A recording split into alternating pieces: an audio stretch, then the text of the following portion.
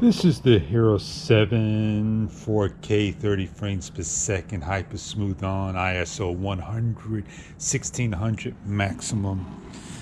I'm not sure if we're going to get some graininess, but again, barbecuing, hot dogs and hamburger, chicken burgers actually.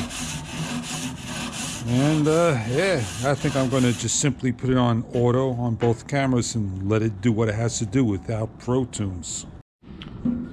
Well, no light. So there you go, it got some flame. Time to cook the chicken burgers and the hamburgers.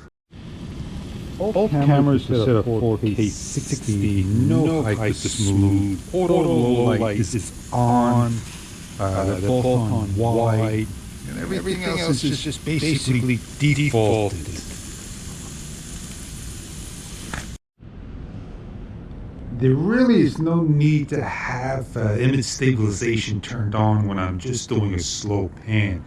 I'm not running or tilting to the side real fast. So at least you get to see an idea of a white background with some lighting on in those two settings. Which do you like better? The Hero 7 or the Hero 8? Well, I do got to cook and I do got a light on, so this way it gives you a little bit better of detail right there. Don't want to burn the hot dogs, but I will do another shot when I flip the hamburger over. It's the same shot. I'm going to get out of the light and I'm going to flip the hamburger over. Ooh, look at that bad boy go. And there you have it. And that's basically the choice you're going to have to make now, which is the camera you like for low-level shots.